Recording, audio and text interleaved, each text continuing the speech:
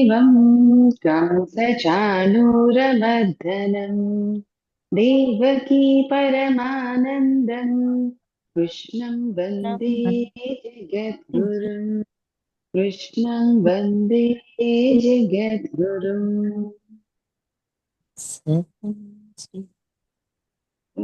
ఆ, అందరికి హాయ్ అండి. మనము రెండో అధ్యాయం ఆ నేర్చుకున్నాము. రెండో అధ్యాయం ఆ దేని గురించి చెప్పింది అనేది కూడా మనం రెండు మూడు సార్లు నేర్చుకున్నాము. రెండో అధ్యాయంలో అన్ని అధ్యాయాల యొక్క సారాంశము ఉంటుంది. అండ్ ప్లస్ ఒక్కొక్క అధ్యాయానికి కావలసినటువంటి స్టార్టింగ్ పాయింట్ అనమాట. ఎక్కడ ఏది చెప్తారో అండ్ దాని విపులంగా మిగిలిన అధ్యాయంలో చెప్తారని అనుకున్నాము. సో మనకి రెండో అధ్యాయంలో తత్వ మార్గము, జ్ఞాన మార్గము, స్థిత ప్రజ్ఞుల యొక్క లక్షణాలు అన్ని కూడా మనం తెలుసుకున్నాము. సో ఇంకా అంత ఇదిగా మనకి పరమాత్మ చెప్పినా కూడా మన యొక్క ఆ ఆ, అర్జునుడు ఇంకా ఉన్న డౌట్స్ ని క్లారిఫై చేసుకుంటున్నారు అనమాట. అండ్ ఈ అధ్యాయం వచ్చి కర్మ గురించి చెప్తుంది. సో దాన్ని అందుకోసమనే మనం ఈ అధ్యాయాన్ని కర్మయోగం అని చెప్పి అంటాం అనమాట. సో మన మనసు అనేది ఏది ఆలోచించకుండా ఎలా అయితే ఉండలేదో అలాగే మనము ఏ పని చేయకుండా కూడా ఉండలేమన్నమాట. ఏదో ఒక పనిని చేస్తూ ఉంటాం. మనం చేసే ఆ యొక్క పనిని కర్మ అని అంటారు అనమాట. సో ఆ కర్మను ఎలా చేయాలి, ఎలా చేస్తే మనము మన యొక్క ఎయిమ్ మన ఎయిమ్ ఏంటి, మోక్షం సాధించాలి అని.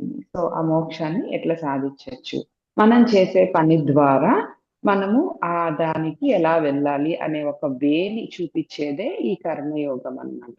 సో మనం రోజువారీ ఉండే పనుల్లోనే ఎలా చేస్తే ఏ విధంగా చేస్తే మనం ఆ యొక్క స్థితికి ఆ చేరగలుగుతాము అనే దాని గురించి చెప్పేదాన్ని ఆ ఈ కర్మయోగం అని చెప్పి అంటారనమాట. సో ఆల్రెడీ మనకి ఈ కర్మయోగం గురించి ఫస్ట్ అంటే రెండో అధ్యాయంలో స్టార్ట్ చేశారు. అయినా కూడా ఆయనకి ఆ ఇంకా ఆ యొక్క అనుమానం ఉందన్నమాట. సో ఆ అనుమానాలన్నీ తీర్చుకుంటూ ఉన్నారనమాట. సో మనము మూడో అధ్యాయంలోకి వెళ్దాం. ఓకే, వెళ్తూ మళ్ళా కర్మయోగం గురించి మధ్యలో మాట్లాడతాం. ఓకే, ఆ మూడో అధ్యాయం ఫస్ట్ శ్లోకము. ధ్యాయసి చేత్ కర్మణస్తే మతా బుద్ధిర్జనార్దన తత్కిం కర్మణి ఘోరే మాం నియోజయసి కేశవ. రెండో అధ్యాయంలో మనకి తత్వ మార్గము అండ్ జ్ఞాన మార్గం ఈ రెండింటిని కూడా మనకి చెప్పారు కదా. సో ఈ రెండిట్లో చెప్పినప్పుడు మనకి ఏం చెప్పారు అని అంటే కర్మ మార్గం గురించి ఒక్కసారి రివైజ్ చేస్తున్నాను నేను. ఆ కర్మణ్యే వాదికారస్తే మా ఫలేషు కదాచన మా కర్మఫల హేతుర్భుర్ మాతే సంగోస్త్వ కర్మణి అని చెప్పారు కదండి. సో కర్మ చేసే దాంట్లో మాత్రమే నీకు అధికారం ఉంది, నువ్వు ఫలం ఆశించద్దు అని చెప్పి చెప్పారు. అండ్ కర్మని చెయ్యమని చెప్పారు. నీ కర్మ నువ్వు చెయ్యాలి అని చెప్పారు మనకి ఈ శ్లోకంలో. సో ఈ విధంగా మనము ఇప్పుడు మాట్లాడుకునేవన్నీ సత్కర్మల గురించే. సత్కర్మ అంటే మంచి పనులు, మన కర్తవ్యం, మన మంచి యొక్క కర్తవ్యం అన్నమాట. దీన్ని చేయడం వల్ల ఎన్ని ప్రయోజనాలు ఆ సిద్ధిస్తాయి అని అనుకోవడం అంట. నీకు కర్మ చేయడం వల్ల అందులోని సత్కర్మ చేయడం మాత్రమే నీ కర్తవ్యము. అయితే దీనివల్ల నీకు అన్ని ప్రయోజనాలు సిద్ధిస్తాయి అంటే ఈ సత్కర్మ చేయడం వల్ల అన్ని ప్రయోజనాలు సిద్ధిస్తాయా అని అంటే కాదు. ఆ సత్కర్మను కూడా ఎలా చేయాలి, భావన పూర్వకంగా చేయాలి అని కూడా మనకి ముందరి శ్లోకాల్లో చెప్పారండి. అదే మనకి 49, 50, 51 ఈ మూడు శ్లోకాలు మనము ఇక్కడ చూసుకోవాలన్నమాట. అప్పుడే మనకి అర్థమవుతుంది. సో ఆ అక్కడ ఏం చెప్పారు అనేది మళ్ళా మనం ఒక్కసారి శ్లోకాలు చదివి తెలుసుకుందాం అన్నమాట. సో ఇక్కడ ఏం చెప్తున్నారు అని అంటే 49 దూరేణ వ్యవహారం కర్మ బుద్ధి యోగా ధనంజయ బుద్ధిశరణమన్విచ్చా కృపణః ఫలహేతవః. అంటే ఇక్కడ ఏమని చెప్తున్నారంటే దూరేణ వ్యవహారం కర్మ అంటే ఆ ఇక్కడ నువ్వు సమతా బుద్ధితో సమతాపూర్వకమైనటువంటి బుద్ధితో నిష్కామ కర్మని ఫలాపేక్ష లేకుండా చేసినప్పుడు ఫలాపేక్ష లేకుండా చేయాలి. అలా కాకుండా నువ్వు ఫలాన్ని ఆశించి కృపణ ఫలహేతవ అంటే ఫలాన్ని ఆశించి చేసేవన్నీ చాలా తక్కువైనవి అన్నట్టు అనమాట. అంటే ఇక్కడ నిష్కామ కర్మను ప్రోత్సహిస్తూ చెప్పారు. నిష్కామ కర్మనే చెయ్యాలి, కానీ నువ్వు ఫలాన్ని ఆశించి కృపణ ఫలహేతవ అంటే నువ్వు ఫలం ఆశించి, కృపణుడు అనేవాడే దీనుడు అనేవాడే చేస్తాడు ఫలాన్ని ఆశించి పనులు. సో నువ్వు ఫలాన్ని ఆశించకుండా నిష్కామ కర్మ ను చేయాలి, అది కూడా భావపూర్వకంగా చేయాలి అని చెప్పి మనకి దీనిలో చెప్పారు. ఓకే. అండ్ 50th శ్లోకము బుద్ధియుక్తో జహాతిహ ఉభయే సుకృత దుష్కృతి తస్మాద్యోగాయ యుజ్యస్వ యోగః కర్మసు కౌశలం. మనకి అదే విషయాన్ని ఇంకా విపులంగా చెప్తూ ఉన్నారు. మరి సమతా బుద్ధితో మనము ఎప్పుడైతే మన యొక్క పనులను చేస్తామో అప్పుడు మాత్రమే మనకి ఇప్పుడు మంచి పనులను చేసామనుకోండి, మనకి బంగారు సంఖ్యలు అంటే బంగారు సంఖ్యలు మన చేతికి ఉన్నట్టు అనమాట. అదే చెడ్డ పనులు చేస్తే ఇనుము సంఖ్యలు ఉన్నట్టు అనమాట. మొత్తానికి పని అనేది సంఖ్యలు అని అనుకోవాలన్నమాట. సో అది బంగారు సంఖ్యలైనా కావచ్చు, ఇనుప సంఖ్యలైనా కావచ్చు. సో ఆ రెండు లేకుండా ఉండాలి అని అంటే దేనికి మనం ముడిపడకుండా ఉండాలి అని అంటే మనకి పుణ్యం ఎక్కువైనా మళ్ళా ఇంకొక జన్మ ఎత్తాల్సిందే, అండ్ పాపం ఎక్కువైనా కూడా మళ్ళా ఇంకొక జన్మ ఎత్తాల్సిందే. సో ఆ రెండింటిని తగ్గించుకొని సమతాపూర్వకంగా సమత్వ బుద్ధితో చేయాలి, అండ్ నిష్కామ కర్మను చేయాలి. నిష్కామ కర్మను చేసినప్పుడు మాత్రమే నువ్వు ఆ ఆ, యోగం అని చెప్పబడుతుంది. యోగ కర్మసు కౌశలం. యోగం అంటే నీ యొక్క ఏ పనినైనా కూడా మనకి మొత్తం భగవద్గీత చెప్పేదంతా ఈ సమతాభావ పూర్వకంగా ఈ సమత్వం గురించే చెప్తాదండి. సో ఆ విధంగానే పూర్వకంగా నువ్వు నిష్కామ కర్మని చేయాలి అని కూడా మనకి ఇక్కడ 50th శ్లోకంలో చెప్తూ ఉన్నారు అన్నమాట. అండ్ 51 కర్మజం బుద్ధియుక్తా హి ఫలం త్యక్త్వా మనీషిణః జన్మబంధ వినిర్ముక్త పదం గచ్చంత్యనామయం. ఇలా ఈ సమత్వ బుద్ధితోని చేసే కర్మలు నువ్వు ఎప్పుడైతే చేస్తావో అప్పుడే నీకు జనన మరణాల నుంచి బంధం నుంచి విముక్తిని పొందుతావు. దుఃఖరహితుడివై అప్పుడే నీకు దుఃఖం అనేది పోతుంది, అండ్ మోక్షాన్ని పొందగలవు అని చెప్పి మనకి చెప్తూ ఉన్నారు అనమాట. మనం పుణ్యం చేసినా మనకి బంగారు గొలుసు ఉన్నట్టు అనమాట, మన చేతులకి బంగారు సంఖ్యలు ఉన్నట్టు. అదే పాపం చేస్తే ఇనుమ సంఖ్యలు ఉన్నట్టు అనమాట. సో అలా కాకుండా నువ్వు సమత్వ బుద్ధితో చేయాలి, అండ్ నిష్కామ కర్మను చేయాలి. అది ఆ అప్పుడు మాత్రమే నువ్వు మోక్షానికి పొందగలవు అని చెప్పి మనకి ఇక్కడ చెప్పారు. అది మనము విన్నాం అనమాట. అది ఎలా చేయాలి? సంఘం త్యక్వ ధనంజయ. సంఘాన్ని విడిచి అంటే ఆ యొక్క అటాచ్మెంట్ ని విడిచిపెట్టి చేయాలన్నమాట. సో మనకి నెక్స్ట్ ఏమొస్తుంది అని మనము ఏది నిష్కామ కర్మ అంటే అందరికీ తెలుసు అనుకుంటున్నాను.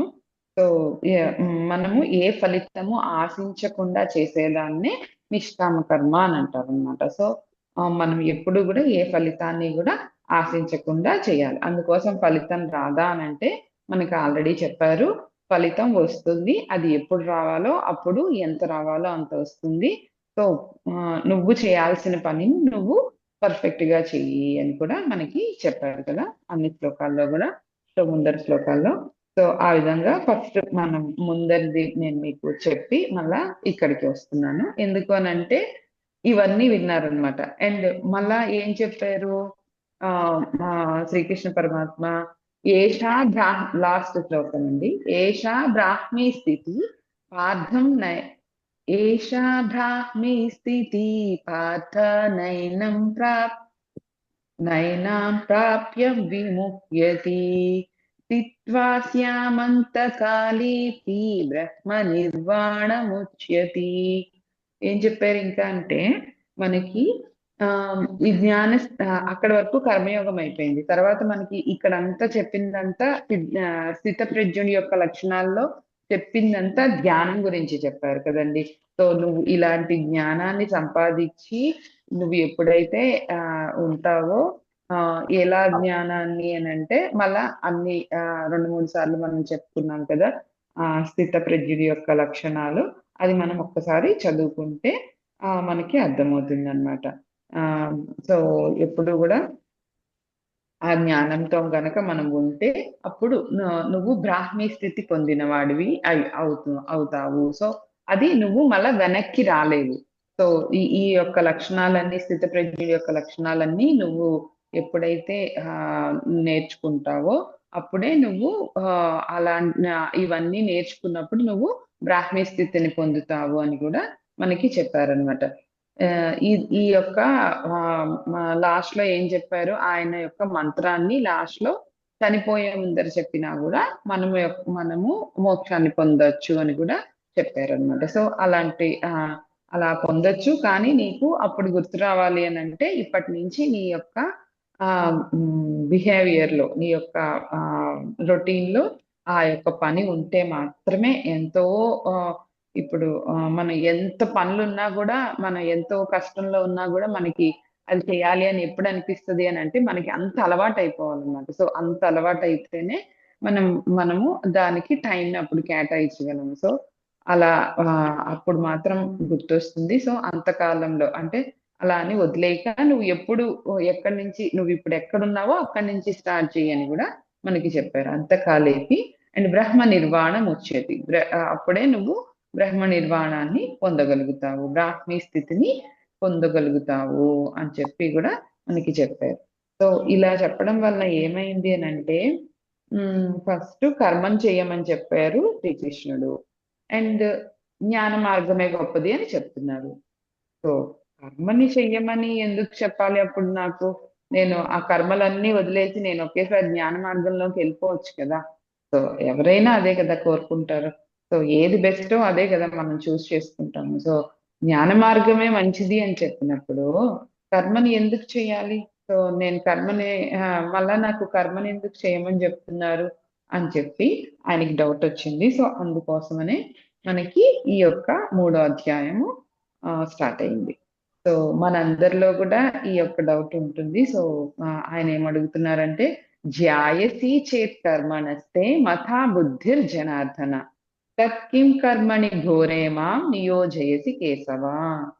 ఆయన మనసులోని ఇది ఘోరమైన పాపము అని చెప్పి ఒక ఇది అయితే ఉండిపోయింది అనమాట.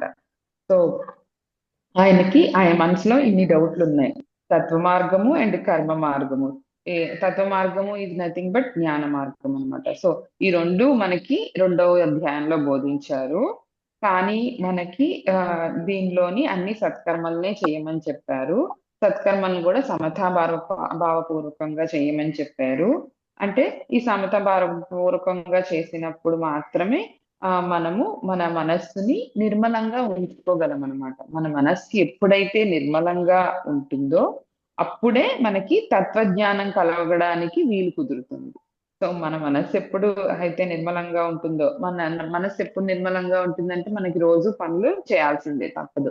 సో నేను వెళ్ళిపోతాను, నేను ఇక్కడి నుంచి వెళ్ళిపోయి హిమాలయాలకు వెళ్ళిపోయి ముక్కు మూసుకొని తపస్సు చేసుకుంటాను అని పారిపోయే వాళ్ళు అందరూ కూడా వీటిని కొంచెం సరిగా అర్థం చేసుకొని చేయాలన్నమాట. ఆయన ఏం చెప్తున్నారంటే నీ పనిని నువ్వు చేయాలి, సమతాభావపూర్వకంగా చేయాలి, నిష్కామ కర్మగా చేయాలి. అప్పుడు మాత్రమే నీ మనస్సు అనేది నిర్మలం అవుతుంది. నిర్మలమైనప్పుడు మాత్రమే నువ్వు తత్వజ్ఞానానికి అర్హుడవుతావు అన్నమాట. అప్పుడు మాత్రమే నువ్వు బ్రాహ్మీ స్థితిని పొందగలవు అండ్ స్థిత ప్రజ్ఞుడి యొక్క లక్షణాలని అలవర్చుకుంటూ ఉండగలవు అని చెప్పి మనకి చెప్పారు. ఆయన చెప్పడం క్లియర్ గానే చెప్పారు. కానీ మనకి కొంచెం ఇంకా అనుమానంగా ఉందన్నమాట. సో అది మంచిది అని చెప్పారు, ఇది మంచిది అని చెప్పారు. సో కర్మ మార్గం మంచిది అన్నారు, జ్ఞాన మార్గం కూడా మంచిది అన్నారు. సో నేనేం చేయాలి అని ఆయనకి డౌట్ వచ్చిందనమాట. అదే విధంగా మనకి ఈ శ్లోకాల్లో ముందరి శ్లోకాల్లో చెప్పినట్టు మరలా తత్వజ్ఞానం వల్ల వచ్చే స్థితే బ్రాహ్మీ స్థితి అని చెప్పారు. సో పరమాత్మ రెండు మాటల్లో చెప్పారనమాట. సో మనకి ఆ ఆ ఈ రెండు మాటలు చెప్పడం వలన ఆయన అయితే చాలా స్పష్టంగానే చెప్పారు. కానీ మనకి ఒకటి ఏం చెప్పారు, కర్మ మార్గం కంటే జ్ఞాన మార్గం చాలా మంచిది అని చెప్పారు. సో జ్ఞాన మార్గం వలన వచ్చే ఫలితం అన్నింటికన్నా గొప్పదైన ఫలితం. సో అలా అని మనకి చెప్పారు. సో కానీ మళ్ళా ఇంకోటి చెప్పారు, నువ్వు నీ కర్మని చెయ్యి అని కూడా చెప్పారు కదా. సో కర్మ మార్గంలో ఉండు అని చెప్పి, అంటే కర్మ మార్గంలో ఉండు అని అంటే నువ్వు ఆ యుద్ధం చెయ్యి, నీ పని అదే కదా. సో నువ్వు ఆ యుద్ధం చెయ్యి అని కూడా చెప్తున్నారు. సో దీనికన్నా మంచిది జ్ఞాన మార్గం అయినప్పుడు నేను వదిలేసి జ్ఞాన మార్గానికి వెళ్ళిపోతాను కదా.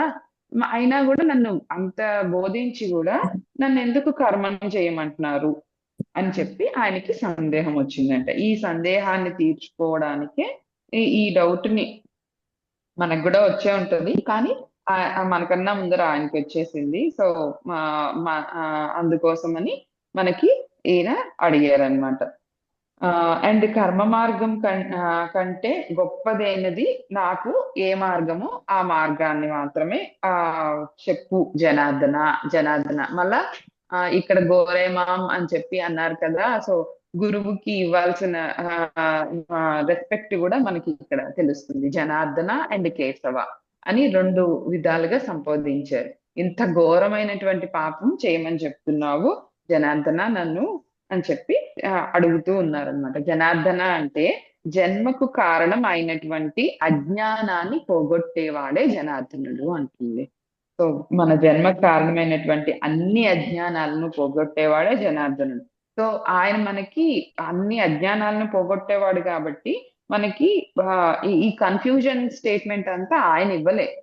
కానీ మనకి ఉండే ఆ యొక్క లక్షణాల వలన ఇంకా కొంచెం కన్ఫ్యూజన్ గా ఉన్నాం. మనం ఎప్పుడైనా అంతే కదండి, ఎప్పుడైనా క్లారిటీ కోసం ఇంకొకసారి అడుగుతూ ఉంటాం కదా ఏదైనా ఒక విషయాన్ని. సో ఆ విధంగా క్లారిటీ కోసం మన అర్జునుడు ఇక్కడ ఇంకొకసారి అడుగుతూ ఉన్నారనమాట.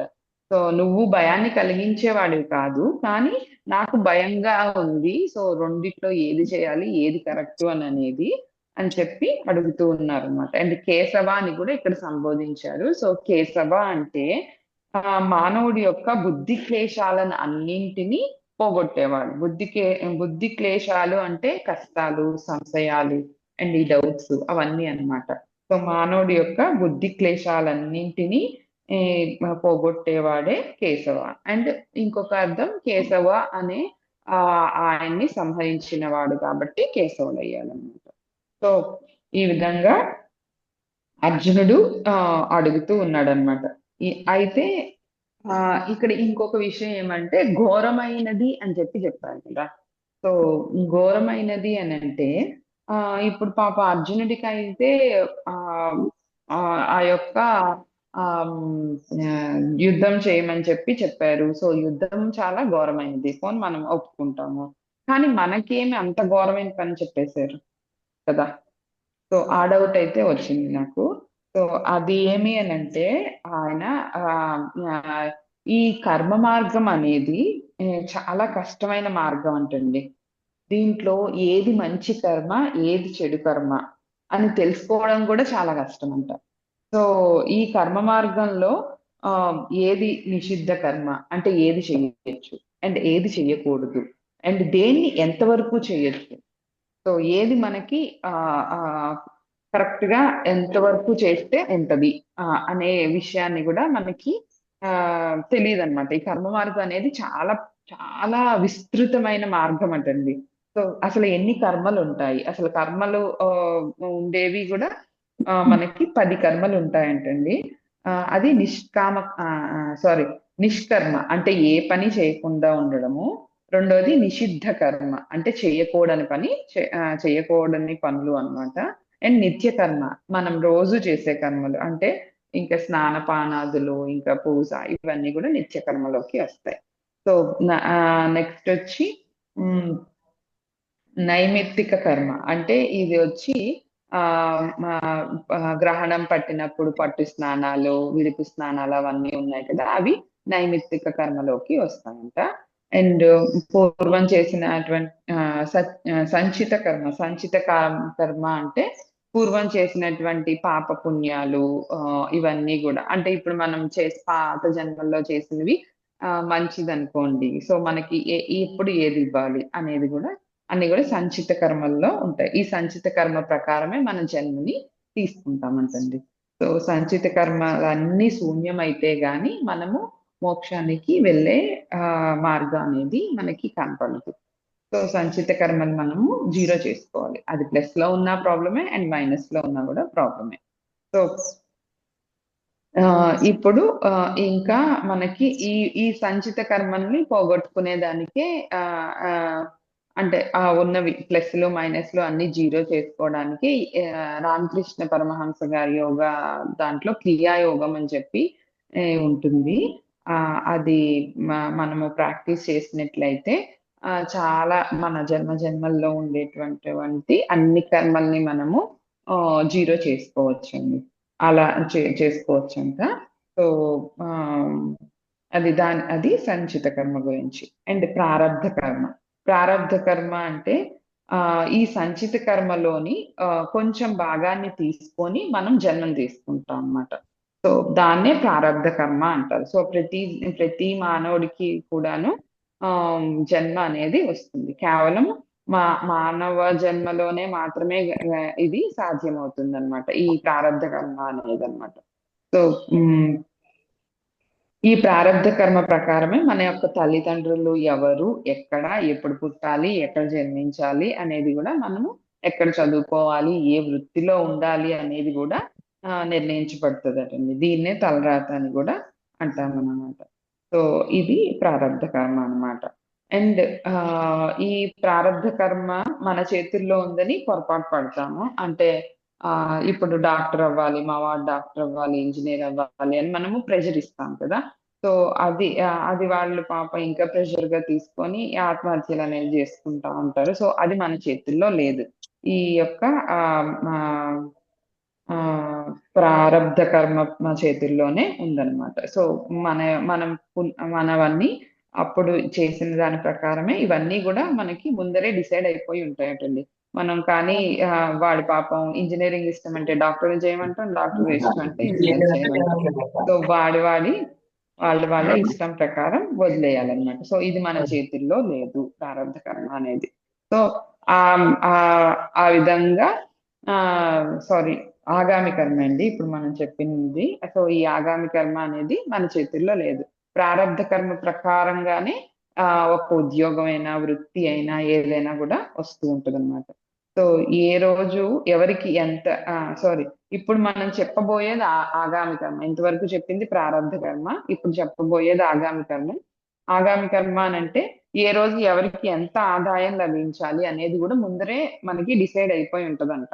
సో, నీకు ఈరోజు ఒక 5,000 రావాలి అనంటే అది వస్తుంది. ఎలా అయినా వస్తుంది. కానీ నువ్వొచ్చి అది రాకముందరే మనము అంటే ఇప్పుడు బల్ల కింద డబ్బులు పెట్టి చెయ్యి పెట్టి తీసుకోవడము అంటే తప్పు గదా! సో, మనకి రావాల్సింది ఎట్లైనా ఆ రోజు అంత రావాలి అని ఉంది అనంటే ఏదో ఒక విధంగా అదొస్తుంది. కానీ దానికోసం నువ్వు నేను సంపాదిచ్చాలి, ఇంత టార్గెట్ నాది అని చెప్పి నువ్వు అనుకోని దాన్ని తప్పుడు మార్గాల్లో సంపాదిచ్చకూడదు. సో, ఈ అని గూడా ఇది గూడా మన చేతుల్లో లేదు. నీకు రావాల్సింది ఆ 5,000, 10,000 నీకు ఆ రోజు సంపాదిచ్చాలి అంటే తప్పకుండా వస్తది. కానీ అది నువ్వు చేతుల్లో లేదు. నువ్వు నీ చేతుల్లో ఉంది అని భ్రమ పడుతూ ఉంటావు. సో, ఇది గూడా నువ్వు చేయకూడదు అని చెప్పి ఇలా ఇంకా కామ్యకర్మ ఆహ్, అండ్ నిష్కామ కర్మ గురించి మీకు తెలుసు. అండ్ కర్మ సన్యాసం అంటే ఈ కర్మలన్నీ వదిలేయడమే కర్మ సన్యాసం అన్నమాట.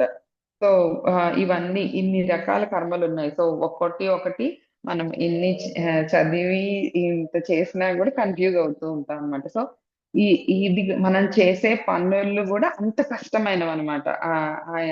నేనేం జెప్పాలనుకుంటున్నానంటే యుద్ధం ఒక్కటే కాదు కష్టము. మనం చేసే ప్రతి పని అంటే ఇన్ని కర్మలున్నాయి కదా! దేన్ని చేయాలి? ఎంతవరకు చేయాలి?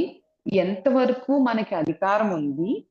ఏది దాటితే మనకు అధికారం లేదు, ఇవన్నీ కూడా మనకి తెలీదు. సో, ఇది అందుకోసమని మన యొక్క అర్జునుడు అండ్ మన యొక్క ఆహ్, న ఆయన చెప్పారు కదండీ! వేదవ్యాసులు వారు. సో, ఆళ్ళు ఇది గూడా మనకి ఘోరమైన పాపం అన్నట్టు, ఇంత ఘోరమైన దానిలోనే ఉండమని ఎందుకు చెప్తున్నావు? ఇన్ని రకాలున్నాయి కదా! చాలా చాలా విస్తృతమైనదంట. నేను నేను తెలుసుకునింది చాలా తక్కువే. సో, అందుకోసమని ఇలాంటి అటువంటి ఘోరమైనటువంటి కర్మలు చేసే దానిలో మమ్మల్ని ఎందుకు ఉండమని చెప్తున్నావు? అని చెప్పి అడుగుతున్నారు. సో, అంతే అంతే గదండీ! మనకి కొంచెం వరకు ఎంతవరకు అధికారం ఉంది అనంటే, ఆహ్, ఇప్పుడు ఎగ్జాంపుల్ చెప్పాలి అంటే అమ్మ అమ్మ కూతురికి పెళ్లి చేసి పంపించేసింది. సో, అంతవరకు అమ్మ చేయాల్సిన పని చేసింది. సో, అది కాకుండా ఇంకా తనక్కడికెళ్ళిపోయినా గూడా తనిప్పుడు ఎక్కడ కోడలు ఎవరి మాట వినాలి? అత్తగారి మాట వినాలి. అండ్ వాళ్ళ ఇంటి ప్రకారం వాళ్ళు సర్ది చేసుకోవాలి. సో, అది కాకుండా ఇప్పుడు అమ్మ అక్కడి నుంచి చెప్తదనమాట. "నువ్విది చెయ్యి, నువ్వది చెయ్యి, నువ్విప్పుడు ఇది చెయ్యి. ఇలా చేస్తే మీ అత్తగారి దగ్గర చులకనైపోతావు. మళ్ళా నీకిదయిపోతది" అని చెప్పి చాలా మందున్నారు కదా! సో, వాళ్ళ పోర్షన్ ఎంత వరకు? వాళ్ళు చేయాల్సిన పని ఎంతవరకు? పెళ్లి చేసామా, పంపించామా అంతవరకే ఉండాలి. సో, దాన్ని దాటి రాకూడదనమాట. సో, అది వచ్చినప్పుడు మాత్రం ఇంకా మనం ప్రాబ్లమ్స్ ఫేస్ చేస్తాం. అలా అన్నమాట. ఎవరికి ఎంతవరకు అధికారం ఉంది? ఎంతవరకు దాటితే మనకి అధికారం ఉండదు అనేది గూడా మనం తెలుసుకోవాలి. ఈ విషయాలను జాగ్రత్తగా తెలుసుకొని, ఏ మాత్రం చెప్పిన ఫలితాలకు ఈ ఈ ఈ ఈ యొక్క విషయాలు చెప్పిన ఫలితాలన్నిటికి కరెక్ట్‌గా మనము తెలుసుకున్నామనుకోండి, మంచిగా ఫలితమొస్తుంది. లేదంటే ఇది గూడా ఘోరంగా మారే అవకాశాలు ఉన్నాయి కదా! సో, అందుకోసం అని చెప్పి సత్కర్మ ఆచరణ అనేది అనేకమైనటువంటి మళ్ళా దీంట్లో గూడా మళ్ళా సత్కర్మలు అనేవి ఉన్నాయి కదా! సత్కర్మలు అంటే మంచి పనులు. సో, మంచి పనులు చేసే దాంట్లో గూడా చాలా ప్రాబ్లమ్స్ ఉన్నాయి. ఫేస్ చేస్తాం. అంటే మంచి పనులు అంటే ఇప్పుడు ఎగ్జాంపుల్ మనం దానం ఇచ్చాము. సో, అది మంచిదే. కానీ ఎవరికివ్వాలి? వాడి యొక్క కేపబిలిటీ. ఇప్పుడు ఆ దానం ఇచ్చింది గూడా వాడి దానికి తగినవాడా? కాదా? అని చూసుకొని దానం ఇవ్వాలి. అప్పుడే అది సత్కర్మ అవుతుంది కదా! సో, దాంట్లో గూడా ఆహ్, ఒక బోర్డర్స్, లైన్స్ అట్లా చాలా ఉన్నాయన్నమాట. సో, ఆ విధంగా అన్ని రకాలున్నాయి. సో, ఈ కర్మ మార్గం అనేది చాలా పెద్దది. దీంట్లో చాలా కర్మలున్నాయి.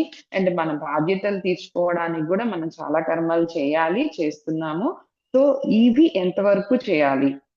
సో, ఆ విధంగా మనము తెలుసుకోవాలి అని చెప్పి మన మన యొక్క గురువులైనటువంటి అర్జునుడు అండ్ ఈయన గూడా మనల్ని ఈ శ్రీకృష్ణ పరమాత్మని ఇక్కడ ఇంత ఘోరమైనటువంటి పనిని మమ్మల్ని ఎందుకు చేయమని చెప్తున్నావు జనార్దన, కేశవ అని చెప్పి సంబోధిస్తూ ఉన్నారనమాట.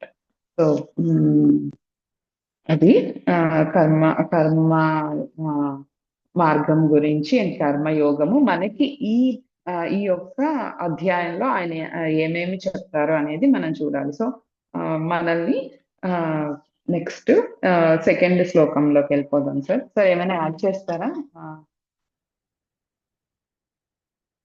Okay sir. ఇది ఫినిష్ చేసేసి ఆ! సెకండ్ శ్లోకం. వ్యా వ్యామిశ్రేణ వాక్యేన బుద్ధిం మోహవసీవ మే తదేకం వదన నిశ్చిత్య ఏన శ్రేయోహం ఏన శ్రేయోహమాప్నుయామ్. వ్యోమిశ్రేణవ వాక్యేన బుద్ధిం మోహ మోహయ తీవమే. అంటే ఆయన ఇంకా అడుగుతున్నారు. అంటే ఫస్ట్ క్వెషన్‌కి ఇది కంటిన్యూషన్ అన్నమాట. అది నేను ముందరే మీకు చెప్పేసాను. అయినా మళ్ళా ఒక్కసారి చెప్తున్నా. వ్యోమిశ్రేణవ వాక్యేన అంటే ఈ యొక్క జ్ఞాన మార్గం మంచిదా? కర్మ మార్గం మంచిదా? ఈ 2 కూడా నాకు కలిసిపోయినట్లున్నాయన్నమాట. సో, 2 ఆహ్, నేను సెపరేట్ చేసుకోలేకపోతున్నాను. సో, నన్ను ఇలాంటి కలవరపెట్టేటువంటి మాటలు నాకు ఇంకా భయాన్ని కలిగిస్తున్నాయి. సో, నాకు తదేకం వదన నిశ్చిత్య అంటే నువ్వే నిశ్చయించు. తదేకం అంటే ఇంక నువ్వేది చెప్తే అదే చేస్తాను. తదేకం వద నిశ్చిత్య ఏన శ్రేయోహ మాప్నుయాం. నాకు ఏది శ్రేయస్కరమో అది నువ్వే తేల్చి చెప్పు. నువ్వు రెండు చెప్పావు, నాకు అర్థమైంది. కానీ ఆ రెండిట్లో ఏది చూస్ చేసుకోవాలి అని నాకు తెలియటం లేదు. సో దాంట్లో ఏది కరెక్టో, ఏది ఆ, నేను చూస్ చేసుకుంటే నాకు శ్రేయస్కరమో అది నువ్వే తేల్చి చెప్పు అని చెప్పి చెప్తూ ఉన్నారనమాట మనకి ఇక్కడ ఈ శ్లోకంలో. ఆ ఆయన ఇక్కడ ఇంకొక పదం వాడారు చూడండి, శ్రేయస్కరం. సో దీని గురించి మనము చాలానే చెప్పుకున్నాము, మీకు గుర్తుంది అనుకుంటున్నాను. సో ప్రియం, ప్రియం వేరు, శ్రేయస్కరం వేరు. మన ప్రియం అంటే మనకు నచ్చింది ఇస్తే అది ప్రియం. సో శ్రేయస్కరం అంటే మనకి ఏది మంచిదైతే అది శ్రేయస్కరం. ఒక చిన్నాడు వచ్చాడు, జలుబుతో ఉన్నాడు, వాడు చాక్లెట్ అడుగుతున్నాడు, వాడికి అది ఇష్టం అన్నమాట, చాలా ఇష్టం. సో అప్పుడు తింటే ఆ క్షణం వాడికి చాలా బాగుంటుంది. సో వాడు చాక్లెట్ అడుగుతున్నాడు, కానీ మనం ఏమంటాము, వద్దురా నీకు జలుబుగా ఉంది, నువ్వు జలుబు తగ్గిన తర్వాత నీకు చాక్లెట్ ఇస్తాము, అది నీకు మంచిది కాదు అంటాం. సో అలా ఆ విధంగా మనకి ప్రియం ఏది, శ్రేయస్కరం ఏది అనేది మనం తెలుసుకోవడం కూడా చాలా కష్టము.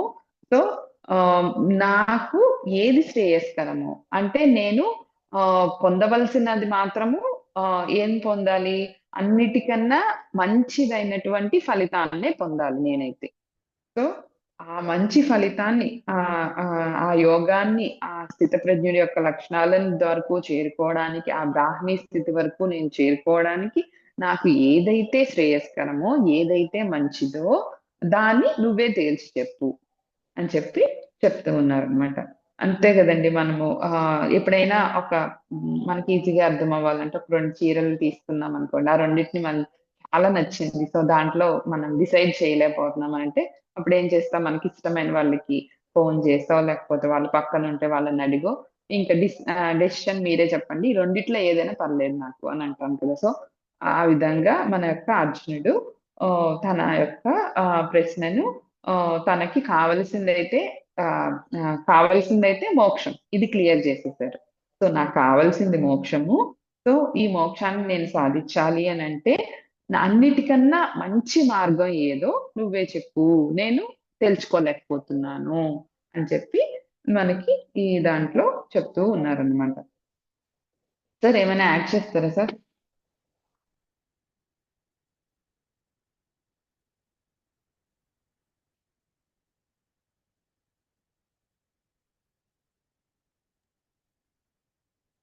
మొత్తం కర్మల గురించిను, తర్వాత దీని ఎన్ని రకాలటువంటి సెల్ఫ్ కాన్ఫ్లిక్టింగ్, ఒక దాంట్లో నువ్వు చెయ్యి అంతా నాదే అంటాడు, ఇంకో దాంట్లో నీ పని నువ్వు చేయి అంటాడు, కర్మణ్యేవాధికారస్తే అంటాడు, మళ్ళీ నేను చేయించేది చేసేది అన్ని నేనే అంటాడు ఆయన.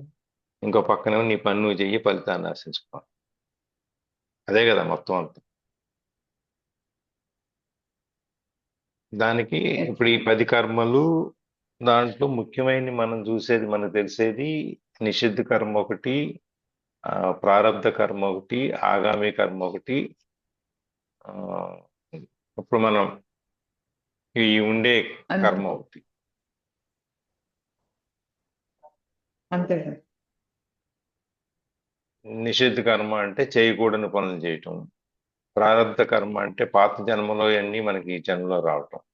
ఆగామి కర్మ అంటే వచ్చే వాటిని గురించి ఆలోచించడం, భవిష్యత్ కర్మల గురించి. తర్వాత ఇప్పుడు మనం చేసే పనులన్నీ, భూత భవిష్యత్ వర్తమాన కాలాలు మొత్తం అన్ని 3 వస్తాయి. ఓకే, అంతే సార్. అంతే కదా. ఉమ్, మిగిలిన 10 అంతే కర్మలు సార్. ఉన్న 10 కర్మల్లో మనం చేసేది ఎట్లాగో నిష్కర్మ అనేది ఎలాగో ఉంటుంది. మనం చేసే ఖాళీగా కూర్చొని టీవీ చూస్తూ కూడా అది కూడా ఒక కర్మే కదా. అది కూడా కర్మనే. అది కూడా కర్మనే అది. అవును. కాబట్టి నిష్కర్మ అనేది బహుశా మనం ఏమి ఉండదేమో మనకి పడుకున్నప్పుడు తప్ప.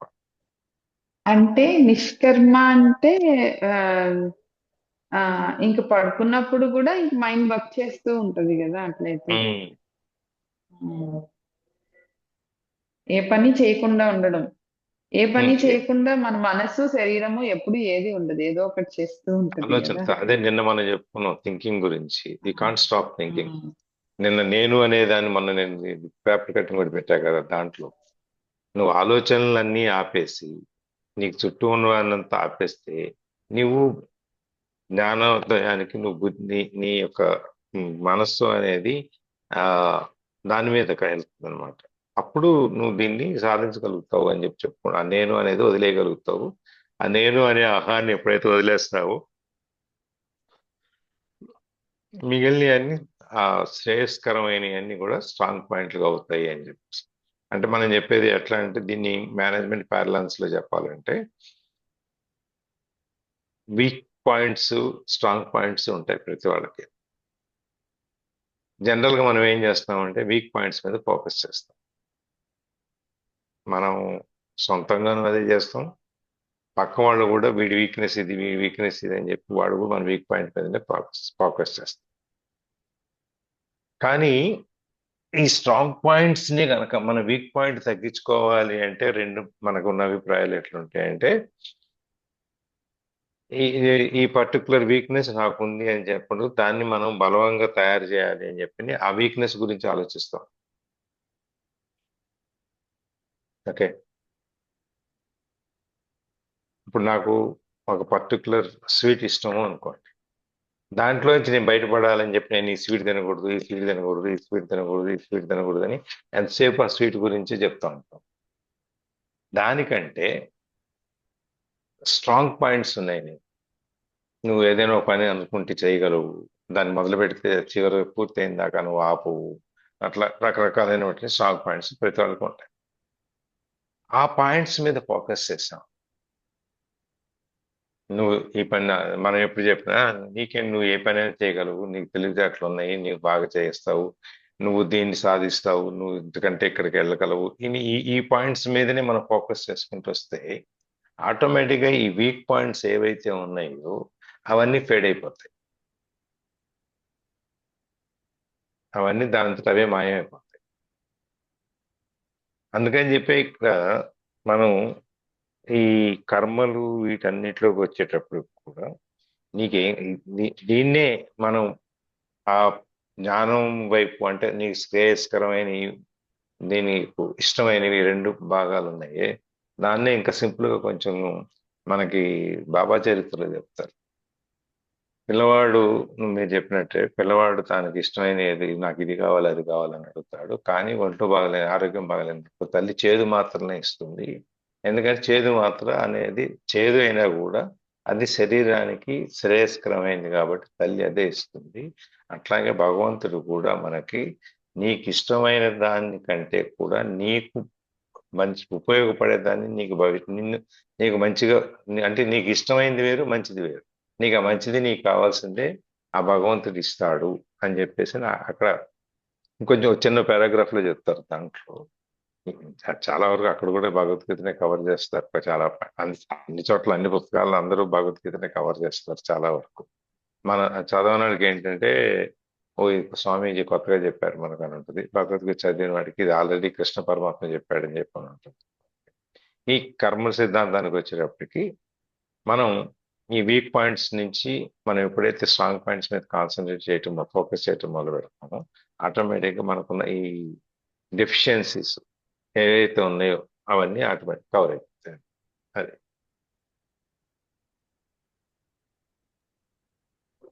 Thank you sir. Thank you Jyothi. ఈ కర్మ కూడా కర్మ మార్గం అంటే డైరెక్ట్ గా మోక్షానికి వెళ్ళాలి అంటే అట్లా వెళ్ళకూడదండి సార్. ఫస్ట్ కర్మ మార్గము, తర్వాత దాని ద్వారా జ్ఞాన మార్గము, ఆ తర్వాత నెక్స్ట్ లీడ్ అయ్యేది మోక్షం అన్నమాట. సో అట్లా కనెక్ట్ అయ్యి ఉంటది అని కూడా అది చెప్తారు. స్టేజెస్. సో ఇప్పుడు పైన ఫస్ట్ ఫ్లోర్ వెళ్ళాలి అంటే మన 18 మెట్లు, 17 మెట్లు, 16 మెట్లు ఉంటాయి. అది ఎక్కాలి. డైరెక్ట్ గా వెళ్ళిపోతామంటే కుదరదు. డైరెక్ట్ గా ఇక్కడి నుంచి పైకి జంప్ చేయలేవు. అది సాధ్యం కాదు ఎవరికి.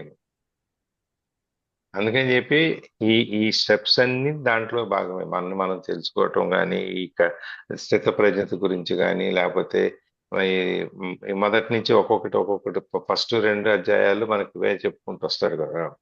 అవి చెప్పిన తర్వాత ఇప్పుడు కర్మ సిద్ధాంతం గురించి చెప్పినప్పుడు ఇవేనే చెప్తాడు. ఆ విధంగా ఒక్కొక్కటి మనకి మన గురించి మనకు తెలియజేయటం. ఈ కర్మల్లో ఇన్ని రకాలు ఉన్నాయా, ఇంత కష్టమా అని ఇప్పుడే తెలుస్తుంది. అవును, మరి అంతే రండి కదా. సార్. ఓకే. అదే. మనం ప్రతిదీ ఇంతవరకు కూడా ఉంది సార్. ఇప్పుడు మనం ప్రారంభ కర్మను అనుసరించి మనం రోజు చేసే పనులన్నీ ఉంటాయి. ఆగామ కర్మను అనుసరించి మనకు రావాల్సింది ఎప్పుడో రావాల్సింది ఆటోమేటిక్ వస్తుంది, నువ్వు దాని గురించి ఆలోచించక్కర్లేదని ఉంటాయి. ఇవన్నీ ఉంటాయి. కానీ మనిషి అనేవాడు ఆలోచించకుండాను ఉండలేడు, ఆశించకుండాను ఉండలేడు. ఆశించటం, ఆశపడటం అనేది ఎప్పుడూ ఉంటుంది. అది లేకపోతే భవిష్యత్తు నాకు ఆశాజనకంగా ఉంటుందని లేకపోతే వీడు బతకడం. ఇవాళ కంటే రేపు బాగుంటుంది, రేపు కంటే ఎల్లుండి బాగుంటుందని, బాగలేకపోయినా కూడా బాగుంటుంది అనేటువంటి ఒక ఆశతో బతుకుతాడు వీడు. హోప్. అంతే కదా. ఆ ఆశ ఆశ అనేది లేకపోయినప్పుడు భవిష్యత్తు అనేది లేదు ఇక. అంటే నిరాశావాదం అని నేను అంటలేదు. నిరాశావాదం వేరు, ఆశావాదం వేరు. ఆశావాదం అనేది ఉన్నప్పుడే నీకు జీవం అనేది, నీ బతుకు అనేది, నీ భవిష్యత్తు అనేది గురించి మాట్లాడతావు. నిరాశావాదంలోకి వెళ్తే ఎప్పుడు నాకు ఇట్లా అయిపోయిందని ఎప్పుడు ఏడుస్తాం, అది వేరు ఆ కార్యక్రమం. ఈ రెండిట్లోనూ అన్ని చాలా మన చిన్న చిన్న పాయింట్స్, చిన్న చిన్న దగ్గరలో రెండు ఒక్కలాగే అనిపిస్తూ ఉంటాయి కొన్ని కొన్ని. ఆ సో రెంటి దాన్ని మధ్యలో సెపరేట్ చేయడం తెలియాల. రెంటి మధ్యలో ఉన్న తేడా చాలా సన్నటి గీత, అది కనుక్కోగలగా.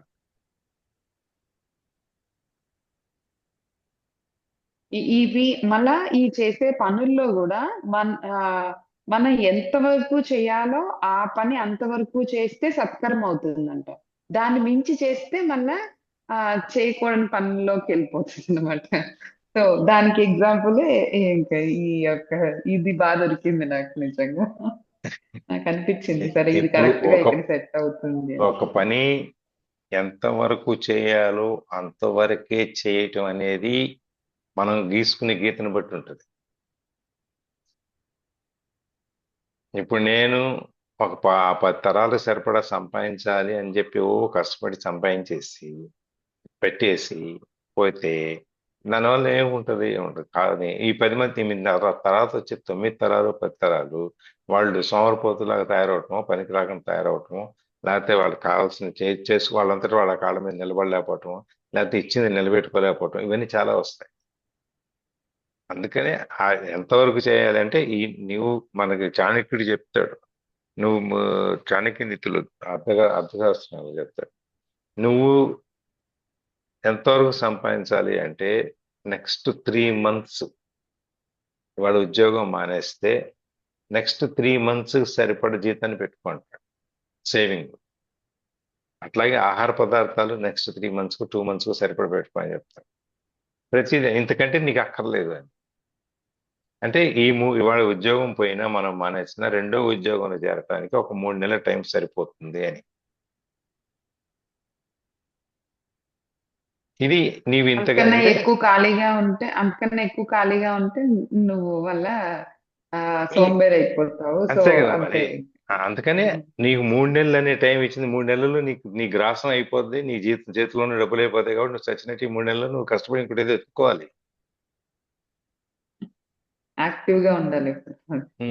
అది ఇవన్నీ ఎవరు చెప్తారు. సరే ఇవన్నీ వేరే అనుకోండి, చేస్తామా చేయమా, చేయగలుగుతామా చేయలేకపోతామా అనేది అది వేరే విషయం.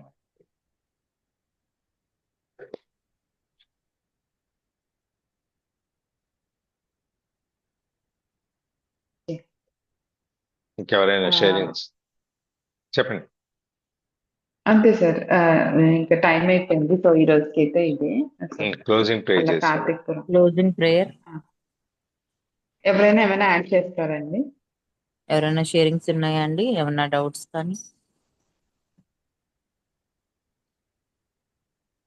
కరణం సో గారు, ఎండింగ్ మనోదర్ ప్రేయర్. గారు. ఓకే, నువ్వు ఎండింగ్ ప్రేయర్ చెప్పేసి జ్యోతి. योगेशं सच्चिदानन्दं वासुदेवं रजप्रियं धर्मसंस्थापकं वीरं कृष्णं वन्दे जगद्गुरुं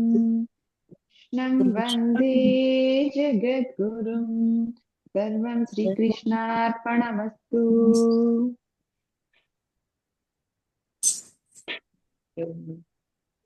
thank you Jyoti. Thank you Jyoti. Thank you, Jyoti.